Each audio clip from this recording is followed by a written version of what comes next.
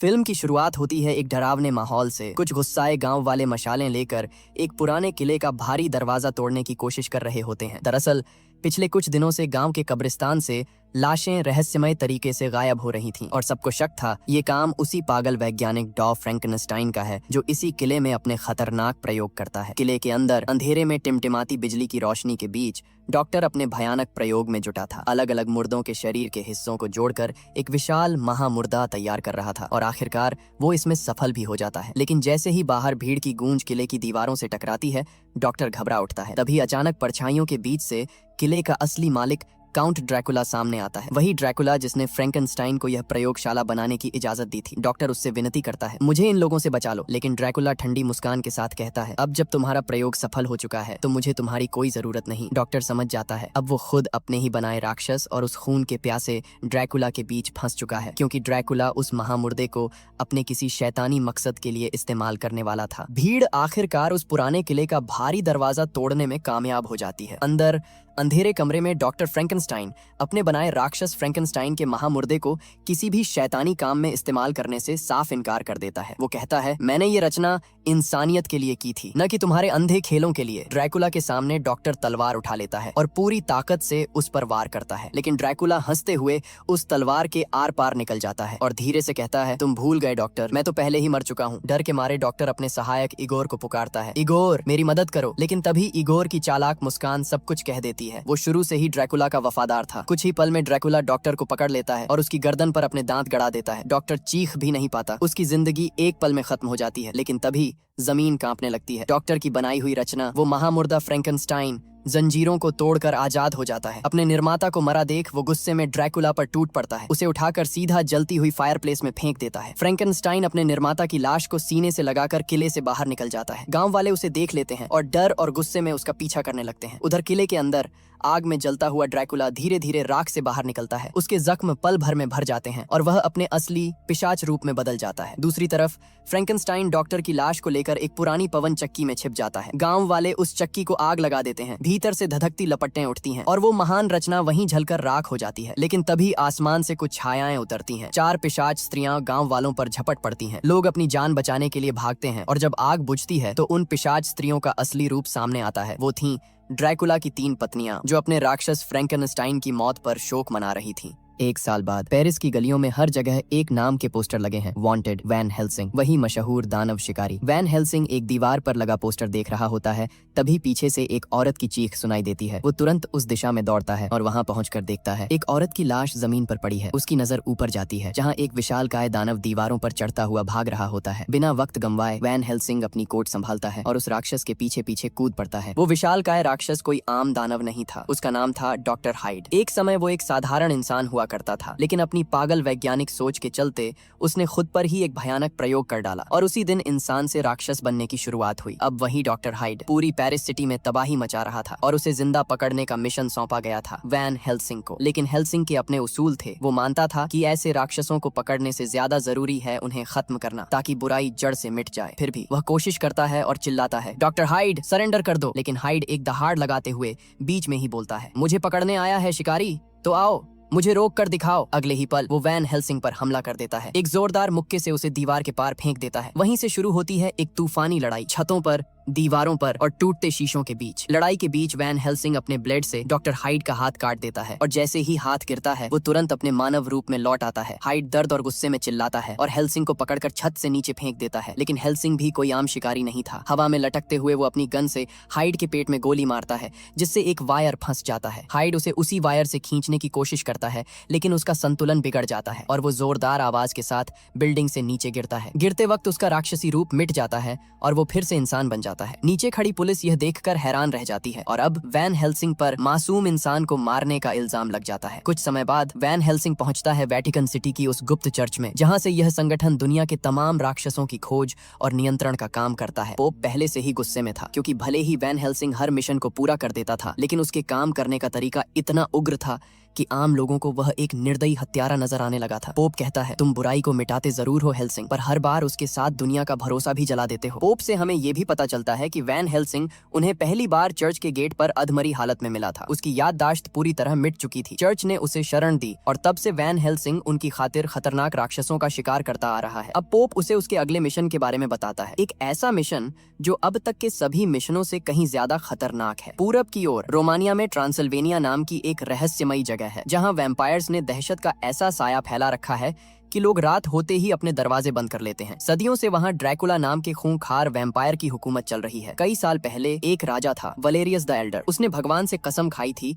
कि जब तक वो और उसका वंश ड्रैकुला का अंत नहीं कर देते तब तक उन्हें शांति नहीं मिलेगी। लेकिन वो नाकाम रहा और ड्रैकुला आज भी जिंदा है। अब उस खानदान के बस 2 वारिस बचे हैं, प्रिंस वेल्कन और उसकी बहन प्रिंसेस अन्ना। अगर ये दोनों मारे गए तो उनके परिवार की अगली 9 पीढ़ियों को कभी मुक्ति नहीं मिलेगी, क्योंकि उनका वंश मानवता की रक्षा के लिए लड़ता आ रहा है। पोप वैन हेल्सिंग को आदेश देता है कि वो ट्रांसिल्वेनिया जाए और इस आखिरी वलेरियस परिवार की रक्षा करे। फिर वह एक पुराना दस्तावेज दिखाता है, 400 साल पुराना, जो वलेरियस द एल्डर ने खुद चर्च में छोड़ा था। पोप कहता है कि उसे नहीं पता उस कागज में क्या राज छिपा है, पर ये किसी बड़े सुराग की ओर इशारा करता है। वैन हेल्सिंग की नजर जैसे ही उस कागज के अंत पर जाती है, वो चौंक जाता है। वहां बना निशान बिल्कुल वही है जो उसकी अपनी अंगूठी पर खुदा हुआ है। पोप मुस्कुराते हुए कहता है, शायद ट्रांसिल्वेनिया ही वो जगह है जहां तुम्हें अपनी खोई हुई जिंदगी के जवाब मिलेंगे। Van Helsing. चर्च का नौजवान पादरी कार्ल, जो वैन हेल्सिंग का करीबी दोस्त भी है, उसे वैम्पायर्स से लड़ने के लिए कई खास हथियार देता है, चांदी की गोलियां, चांदी के तीर और पवित्र पानी, क्योंकि कार्ल के मुताबिक वैम्पायर जैसे शैतानों को सिर्फ चांदी से ही मारा जा सकता है। कार्ल बेहद बुद्धिमान और जिज्ञासु इंसान होता है, जिसे भूत, पिशाच और राक्षसों की दुनिया के बारे में गहरी जानकारी होती है। इसलिए वैन हेल्सिंग उसे अपने साथ ट्रांसिल्वेनिया ले जाने का फैसला करता है। उधर ट्रांसिल्वेनिया में प्रिंस वेल्कन और उसकी बहन प्रिंसेस अन्ना जंगल में एक खतरनाक वेयरवुल्फ, आदमखोर भेड़िया, को पकड़ने का जाल बिछा रहे होते हैं। वही वेयरवुल्फ जिसे ड्रैकुला ने खुद भेजा था। उनका प्लान काम कर जाता है और वे भेड़िए को एक लोहे के पिंजरे में बंद करने में कामयाब हो जाते हैं। लेकिन तभी एक गलती सब कुछ बदल देती है। वेल्कन की गन नीचे गिर जाती है, जिसमें चांदी की गोलियां भरी होती हैं, वही गोलियां जो उस राक्षस को खत्म कर सकती थीं। अन्ना गन तक पहुंचने की कोशिश करती है, लेकिन तभी पिंजरा टूट जाता है और वो दानवी भेड़िया बाहर निकल आता है। अन्ना जान बचाने के लिए दौड़ती है, मगर रास्ते में एक गहरी खाई आ जाती है। अब उसके पास पीछे हटने की कोई जगह नहीं बचती। भेड़िया झपटने ही वाला होता है कि वेल्कन अपनी जान की बाजी लगाकर अपनी बहन को बचा लेता है। दोनों खाई में गिर जाते हैं और अन्ना की चीखें पूरे जंगल में गूंज उठती हैं। इधर वैन हेल्सिंग और कार्ल लंबी यात्रा तय कर आखिर ट्रांसिल्वेनिया पहुंचते हैं, लेकिन उनका स्वागत फूलों से नहीं, हथियारों से होता है। गांव वाले और अन्ना खुद उन्हें घेर लेते हैं। अन्ना सख्त लहजे में कहती है, यहाँ कोई अनजान हमारी धरती पर कदम नहीं रखता, अपने हथियार नीचे डालो। वैन हेल्सिंग शांत पर दृढ़ आवाज में जवाब देता है, मैं तुम्हारी मदद करने आया हूँ, तुम्हारा दुश्मन मेरा भी दुश्मन है। लेकिन अन्ना गुस्से में कहती है, हम वलेरियस हैं और हम कभी किसी अजनबी की मदद नहीं लेते। इतना कहकर वह मुड़ जाती है। उसे क्या पता था कि यही अजनबी जल्द ही उसकी जिंदगी की सबसे बड़ी लड़ाई में उसके साथ खड़ा होगा। अचानक आसमान में तेज गर्जना के साथ 3 परछाइयां उतरती हैं। ड्रैकुला की 3 बीवियां, उनके पंख रात के अंधेरे को चीरते हुए नीचे आते हैं। उनका मकसद साफ है, अन्ना को खत्म करना। लेकिन तभी वैन हेल्सिंग उनके रास्ते में आ जाता है। मरिश्का, जो सबसे निडर और खूंखार थी, वैन हेल्सिंग पर टूट पड़ती है, जबकि बाकी 2 बीवियां अन्ना के पीछे उड़ जाती हैं। चारों ओर अफरा तफरी मच जाती है, घंटियों की आवाज, चीखें और उड़ते हुए वैम्पायरों की परछाइयां। वैन हेल्सिंग चांदी के तीरों से हमला करता है और आखिरकार मरिश्का को मार गिराता है। उसकी दर्दनाक चीख आसमान को हिला देती है। अपनी बहन के मारे जाने पर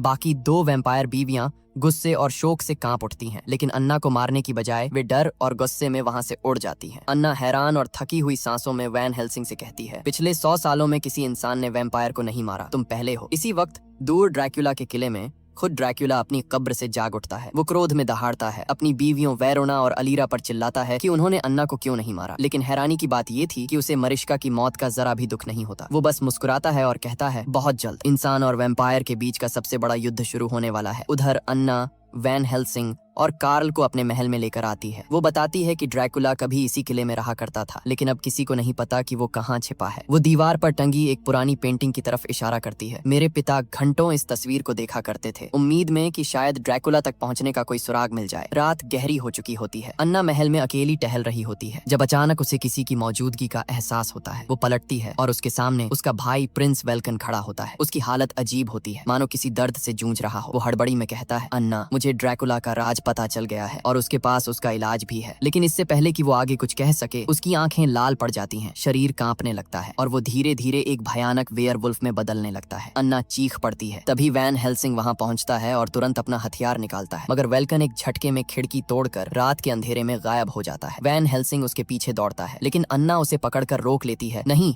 वो मेरा भाई है। कमरे में सन्नाटा छा जाता है और बाहर सिर्फ भेड़िए की दर्दनाक हुआ सुनाई देती है। अन्ना वैन हेल्सिंग से कहती है कि ड्रैकुला के पास उसके भाई का इलाज है और अगर वे जल्दी पहुंचे तो शायद उसे बचा सकते हैं। वैन हेल्सिंग पहले शक में पड़ जाता है, ड्रैकुला किसी को बचा सकता है, वो तो सिर्फ मौत लाता है। लेकिन अन्ना की आंखों में उम्मीद की चमक देखकर वो आखिरकार मान जाता है। दोनों निकल पड़ते हैं फ्रैंकेनस्टाइन के पुराने किले की ओर, वही किला जहाँ कभी डॉक्टर फ्रैंकेनस्टाइन ने अपने भयानक प्रयोग से महामुर्दा फ्रैंकेनस्टाइन को जन्म दिया था। किले में घुसते ही वहाँ का माहौल डरावना और अजीब लगता है। दीवारों पर लटकते तार, हर जगह बिजली की गूंज और हवा में जलती मशीनों की गंध। वहीं अंदर ड्रैकुला के खूंखार सैनिक डॉक्टर फ्रैंकेनस्टाइन की पुरानी मशीन का इस्तेमाल किसी रहस्यमयी प्रयोग के लिए कर रहे होते हैं। अन्ना धीरे से बताती है, वेयरवुल्फ भेड़िए सिर्फ पूर्णिमा की रात को बाहर आते हैं। उस श्राप की ताकत उन्हें छिपे रहने नहीं देती। तभी किले के अंदर वेल्कन धीरे धीरे अपने मानव रूप में लौट आता है। वो डर और बेचैनी से भरा हुआ है। ड्रैकुला के सामने गिरकर कहता है, कृपया मेरी बहन को मत मारो, मैं तुम्हारे लिए कुछ भी करूंगा। ड्रैकुला मुस्कुराता है और उसे मशीन में डालने का इशारा करता है। वेल्कन डरते हुए देखता है कि मशीन के अंदर पहले से एक लाश पड़ी है और जब उसकी नजर उस लाश के गले में पड़े नेकलेस पर जाती है तो उसकी आंखें फटी रह जाती हैं। वो उसके अपने पिता की लाश थी। गुस्से और दर्द से भरकर वेल्कन ड्रैकुला पर झपट पड़ता है, लेकिन ड्रैकुला उसे एक झटके में रोक देता है क्योंकि वैम्पायर्स के पास वेयरवुल्फ को काबू करने की शक्ति होती है। ड्रैकुला ठंडी हंसी के साथ कहता है, तुम्हारा परिवार हमेशा मुझसे लड़ता रहा, अब तुम मेरी ताकत का हिस्सा बनोगे। मशीन चालू हो जाती है। बिजली की गड़गड़ाहट से पूरा किला कांपने लगता है। चारों ओर चिंगारियां और नीली बिजली फैल जाती हैं। इसी बीच वैन हेल्सिंग और अन्ना छिपते छिपाते किले के अंदर घूम रहे होते हैं। तभी उन्हें छत से लटकी हुई अजीब सी चीजें दिखती हैं। वो पास जाते हैं और देखकर दंग रह जाते हैं। वो ड्रैकुला की बीवियों के अंडे होते हैं, सैकड़ों की तादाद में, हर एक पारदर्शी खोल में हिलती हुई आकृतियां। अन्ना कांपती हुई आवाज में कहती है, ड्रैकुला पहले से मरा हुआ है, इसलिए उसके बच्चे हमेशा मरे हुए पैदा होते हैं। यही वजह है कि वो फ्रैंकेनस्टाइन की मशीन का इस्तेमाल कर रहा है ताकि अपने मरे हुए बच्चों को जिंदा कर सके। वैन हेल्सिंग घूर कर कहता है, अगर वो इसमें कामयाब हो गया तो ये दुनिया इंसानों के रहने लायक नहीं बचेगी। एकाएक उस विशाल मशीन से बिजली की लपटें निकलकर अंडों में समा जाती हैं। कुछ ही पलों में उन अंडों से सैकड़ों चमगादड़ जन्म लेने लगते हैं। अपने बच्चों को उड़ता देख ड्रैकुला और उसकी बीवियां खुशी से झूम उठती हैं। ड्रैकुला अपनी रानियों से कहता है, उन्हें खून पीना सिखाओ, लेकिन तभी अंधेरे में छिपा वैन हेल्सिंग एक एक करके उन बच्चों को खत्म करने लगता है। ये देख ड्रैकुला का चेहरा गुस्से से तमतमा उठता है। वैन हेल्सिंग वहां से भागने की कोशिश करता है, लेकिन अचानक भारी दरवाजा अपने आप बंद हो जाता है, जैसे कोई अदृश्य ताकत उसे रोक रही हो। उधर एना देखती है कि वेल्कन मशीन से बंधा तड़प रहा है। दरअसल उन्हीं की शरीर की ऊर्जा से ये सारे बच्चे जिंदा हुए थे। ड्रैकुला के आदमी मशीन की पावर बढ़ाने का आदेश देते हैं क्योंकि वेल्कन की जान निकलने लगी थी। तभी ड्रैकुला की बीवियां और उसके नवजात बच्चे पूरे ट्रांसल्वेनिया में मौत का तूफान मचा देते हैं। इसी बीच वैन हेल्सिंग अचानक ड्रैकुला के सामने आ खड़ा होता है और उसके दिल में चांदी का खंजर घोंप देता है। लेकिन चौंकाने वाली बात यह कि ड्रैकुला मरता नहीं है क्योंकि वो कोई आम वैम्पायर नहीं था। ड्रैकुला मुस्कुराते हुए कहता है, काफी वक्त हो गया गैब्रियल। वैन हेल्सिंग ठिठक जाता है, ये नाम उसे कैसे पता? वो सोचता है कि शायद ड्रैकुला कोई चाल चल रहा है, लेकिन फिर ड्रैकुला की अगली बात उसके दिल में तूफान मचा देती है। क्या तुझे नहीं पता तुझे वो पुराने युद्धों के डरावने सपने क्यों आते हैं? वैन हेल्सिंग हैरान होकर पूछता है, तुम मेरे बारे में क्या जानते हो? ड्रैकुला धीरे धीरे मुस्कुराता है और कहता है, क्योंकि गैब्रियल, हमारा अतीत एक ही है। उधर एना अपने भाई वेल्कन को बचाने के लिए मशीन की तरफ दौड़ती है। वो पूरी ताकत से उसे वहां से छुड़ाने की कोशिश करती है। उसकी कोशिशों से मशीन की प्रक्रिया बिगड़ जाती है और ड्रैकुला के बच्चों को जिंदा रखने वाला संतुलन टूटने लगता है। कुछ ही पलों में वो बच्चे एक एक कर मरने लगते हैं। दरअसल वेल्कन की ऊर्जा सिर्फ थोड़े समय तक ही उन राक्षसी बच्चों को जिंदा रख पाने में सक्षम थी। इसी बीच वैन हेल्सिंग फ्रैंकस्टाइन को बेहोश कर एक सुरक्षित जगह छिपा देता है और समय गंवाए बिना एना को छुड़ाने के लिए ड्रैकुला की शानदार पार्टी में पहुंचता है। वहां ड्रैकुला खुद एना के साथ नाच रहा होता है। महफिल में हर कोई उनकी ओर देख रहा था, लेकिन किसी को नहीं पता था कि असली तूफान अभी आने वाला है। वैन हेल्सिंग अपने साथी काल को ड्रैकुला का ध्यान भटकाने भेजता है और काल अपनी चाल में कामयाब हो जाता है। ड्रैकुला का ध्यान हटते ही वैन हेल्सिंग एना को वहां से खींच कर ले जाने लगता है, लेकिन तभी ड्रैकुला के नौकर फ्रैंकस्टाइन को पकड़कर महफिल में ले आते हैं। ड्रैकुला गुस्से में दहाड़ता है और अपने सभी वैम्पायर्स को आदेश देता है, मार दो उन्हें। उसी पल काल अपनी जेब से एक अजीब सी चीज निकालता है, एक ऐसा बम जो किसी भी रोशनी से ज्यादा तेज चमक सकता था। वो बम फटता है और पल भर में पूरी गुफा सूरज की तरह चमक उठती है। ड्रैकुला के सारे वैम्पायर्स जलकर राख हो जाते हैं। इस मौके का फायदा उठाकर वैन हेल्सिंग, एना और काल नदी में कूद जाते हैं, अंधेरे में गायब हो जाते हैं, जबकि पीछे रह जाती है सिर्फ ड्रैकुला की गूंजती चीख। वन हेल्सिंग देखता है कि इगोर और ड्रैकुला के नौकर फ्रैंकस्टाइन को एक नाव में बैठाकर कहीं ले जा रहे हैं। वो तुरंत उनकी ओर दौड़ पड़ता है, लेकिन जैसे ही वो नाव तक पहुंचने ही वाला होता है, एक भारी लोहे का दरवाजा जोर की आवाज के साथ उसके सामने गिरता है और उसके और फ्रैंकस्टाइन के बीच दीवार बन जाता है। फ्रैंकस्टाइन घबराया हुआ उसे देखता है और वैन हेल्सिंग चिल्लाकर वादा करता है, मैं तुम्हें वहां से जरूर आजाद कराऊंगा। कुछ देर बाद जब वो एना के महल में वापस पहुंचते हैं तो काल पहले से ही वहां उनका इंतजार कर रहा होता है। काल उन्हें बताता है कि उसने ड्रैकुला के बारे में कुछ हैरान कर देने वाली बातें पता लगाई हैं। वो कहता है, ड्रैकुला कोई साधारण वैम्पायर नहीं था, वो वेलेरियस द एल्डर का ही बेटा था। अब कहानी का असली सच सामने आने लगता है। ड्रैकुला की दास्तान शुरू होती है उसकी प्रेयसी की मौत से। अपनी प्रेमिका को जिंदा करने के लिए ड्रैकुला ने खुद शैतान से सौदा किया, लेकिन उसकी इस हरकत से भगवान क्रोधित हो गए। उन्होंने अपने एक फरिश्ते को भेजा ताकि ड्रैकुला को मिटा सके। वो फरिश्ता ड्रैकुला को मार देता है, लेकिन मरने के बाद ड्रैकुला नर्क में जाकर शैतान से समझौता करता है। संधि में ये तय होता है कि वो इंसानों का खून पीकर हमेशा जीवित रहेगा और बदले में अंधकार का दूत बनेगा। जब उसके पिता वेलरियस द एल्डर को ये सब पता चलता है तो उन्होंने भगवान से प्रतिज्ञा की, जब तक ड्रैकुला जिंदा है मैं और मेरा परिवार चैन से नहीं सोएंगे, मैं उसके नामो निशान मिटा दूंगा। लेकिन जब वो वक्त आया तो वो अपने ही बेटे को मार नहीं पाया, इसलिए उसने ड्रैकुला को एक बर्फीले किले में बंद कर दिया, इतना ऊंचा और मजबूत कि वहां से कोई भाग नहीं सकता था। लेकिन ड्रैकुला फिर से शैतान से मदद मांगता है और इस बार शैतान उसे उसका सबसे डरावना वरदान देता है, चमगादड़ का रूप। अब वो उड़ सकता था और उसी रूप में उसने उस बर्फीले कैद खाने से भाग निकलने में कामयाबी पाई। वेलरियस द एल्डर अपने बेटे को मार नहीं पाया, लेकिन उसने आने वाली पीढ़ियों के लिए कुछ सुराग छोड़ दिए, ऐसे सुराग जिनकी मदद से कोई ड्रैकुला को सदा के लिए मिटा सके। पर असली समस्या ये थी, किसी को ये नहीं पता था कि वो बर्फीला किला आखिर कहाँ है। वो रहस्य अब भी अंधेरे में दफन था और उसे खोजने की जिम्मेदारी अब वैन हेल्सिंग पर थी। तभी एना अनजाने में एक बात कह देती है। वो बताती है कि उसके पिता घंटों एक पुरानी दीवार को तोड़ने की कोशिश करते रहते थे, इस उम्मीद में कि शायद उन्हें उस बर्फीले किले तक पहुंचने का कोई सुराग मिल जाए। ये सुनते ही वैन हेल्सिंग के चेहरे पर जैसे बिजली सी कौंध जाती है। वो तुरंत कहता है, हो सकता है वो दीवार ही उस किले का छिपा हुआ दरवाजा हो जिसे तुम्हारे पूर्वज कभी खोल नहीं पाए। वो दीवार के पास जाता है। दीवार पर लैटिन भाषा में कुछ अजीब से शब्द खुदे हुए थे। काल उसे पढ़ने की कोशिश करता है, लेकिन कुछ हिस्से मिट चुके थे, जिससे पूरा संदेश अधूरा रह जाता है। तभी वैन हेल्सिंग को याद आता है वो कागज का छोटा सा टुकड़ा जो उसे पोप ने दिया था। वो उसे निकालकर दीवार पर लगाता है और काल को दोबारा पढ़ने के लिए कहता है। काल शब्द पढ़ता है, ईश्वर के नाम पर द्वार खोला जाए। जैसे ही वैन हेल्सिंग ये शब्द दोहराता है, पूरी दीवार में हलचल होने लगती है। वो दीवार एक चमकदार आईने में बदल जाती है। वैन हेल्सिंग झिझकते हुए उसे छूता है और अचानक उसका हाथ उस पार चला जाता है। उसे एहसास होता है ये कोई आईना नहीं बल्कि एक गुप्त द्वार है। तीनों, वैन हेल्सिंग, एना और काल, एक एक कर उस पार चले जाते हैं और सामने खुलता है ड्रैकुला का भव्य लेकिन भयावह किला। किले की दीवारें आसमान को छूती हैं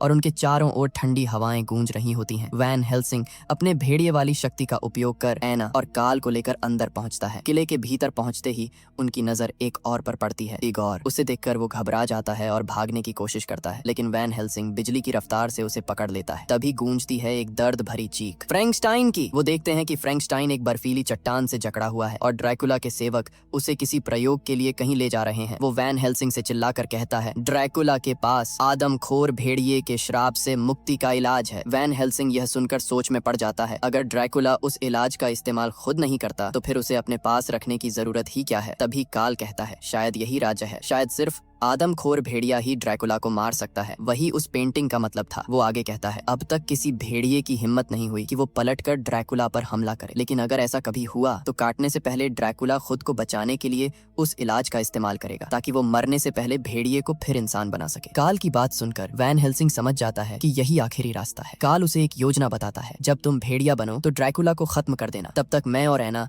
उस इलाज को ढूंढ लेंगे ताकि तुम खुद पर काबू खोने से पहले फिर से इंसान बन सको। वातावरण में सन्नाटा छा जाता है। तीनों जानते हैं अब जो होने वाला है वो या तो दुनिया को ड्रैकुला से आजाद करेगा या फिर सब कुछ खत्म कर देगा। तरकीब के मुताबिक वैन हेल्सिंग अकेला ड्रैकुला को ढूंढने निकल पड़ता है, जबकि एना और काल इगोर को अपने साथ लेकर उस रहस्यमयी इलाज की तलाश में आगे बढ़ते हैं। उधर ड्रैकुला और उसके सेवक अपने बच्चों को जिंदा करने की भयानक प्रक्रिया शुरू कर चुके थे। किले के भीतर बिजली, धुआं और अजीब सी चमक चारों ओर फैली हुई थी। हवा में मौत की गंध थी। इगोर एना और काल को एक कमरे में ले जाता है और उन्हें एक शीशे का इंजेक्शन दिखाता है जिसके अंदर वही इलाज था, वो सीरम जो आदमखोर भेड़िए को इंसान बना सकता था। एना उसके करीब जाने लगती है, लेकिन तभी इगोर चाल चलता है। वो दोनों को उसी कमरे में बंद कर बाहर निकल जाता है। अब वो इंजेक्शन एक कांच के बर्तन में रखा था जो एक अजीब खतरनाक द्रव में डूबा हुआ था। अचानक पीछे से कदमों की आहट सुनाई देती है। वो थी अलीरा, ड्रैकुला की खूंखार पत्नी। वो एना पर हमला करने के लिए झपटती है, लेकिन एना तेजी से उस कांच के बर्तन को उसकी ओर धकेल देती है। बर्तन फूटता है, कुछ छींटे अलीरा के चेहरे पर पड़ते हैं और वो दर्द से चीख उठती है। उसका चेहरा गलने लगता है क्योंकि उस द्रव में कोई इलाज नहीं बल्कि तेजाब था। एना तुरंत उसी तेजाब से लोहे के दरवाजे को गलाने लगती है। धातु पिघलने की आवाज गूंजती है और जैसे ही दरवाजा खुलता है काल भाग निकलता है, लेकिन अलीरा एना को पकड़ लेती है। दोनों के बीच जबरदस्त लड़ाई छिड़ जाती है। दूसरी ओर वैन हेल्सिंग फ्रैंकस्टाइन को ढूंढ निकालता है। वो उसे आजाद कराने की कोशिश करता है, लेकिन तभी उस विशाल मशीन से बिजली की एक भयंकर लहर गिरती है जो सीधे फ्रैंकस्टाइन पर पड़ती है। उस बिजली की ताकत से पूरा किला कांप उठता है और ड्रैकुला के बच्चों के अंडे चमकने लगते हैं। वैन हेल्सिंग समझ जाता है कि अब बहुत देर हो चुकी है। वो फिर से फ्रैंकस्टाइन को छुड़ाने की कोशिश करता है, लेकिन ड्रैकुला खुद सामने आ जाता है। उसकी लाल आंखें गुस्से से जल रही थीं। वो वैन हेल्सिंग पर टूट पड़ता है। इसी बीच फ्रैंकस्टाइन को एक और बिजली का झटका लगता है और उसी के साथ ड्रैकुला के बच्चे अपने अंडों से बाहर निकलने लगते हैं। इस बार वे पहले से कहीं ज्यादा ताकतवर थे क्योंकि वो फ्रैंकस्टाइन की ऊर्जा से जन्मे थे और इसलिए अमर। फ्रैंकस्टाइन अपनी पूरी ताकत लगाकर उन लोहे के बंधनों को तोड़ता है। जंजीरें टूटती हैं और वो नीचे गिर जाता है। वो देखता है इगोर नीचे खाई के किनारे काल की जान लेने वाला होता है। फ्रैंकस्टाइन गरजता है और उसकी तरफ झपटता है। दोनों के बीच टकराव होता है और अंत में इगोर संतुलन खोकर चिल्लाता हुआ नीचे खाई में गिर जाता है। उसकी चीखें बर्फीले अंधेरे में गुम हो जाती हैं। उधर ऊपर ड्रैकुला और वैन हेल्सिंग की अंतिम भिड़ंत शुरू हो चुकी थी। दूसरी ओर एना और एलिरा के बीच जबरदस्त लड़ाई हो रही थी। एलिरा एना पर हावी थी। तभी काल फ्रैंकेस्टाइन वायार ढीला करता है और वो सीधे उस कमरे में जा गिरता है जहां दोनों लड़ रही थीं। फ्रैंकेस्टाइन एलिरा को रोकता है और एना को भागने को कहता है। एना वायार पकड़कर निकलती है। काल उसकी तरफ इंजेक्शन फेंकता है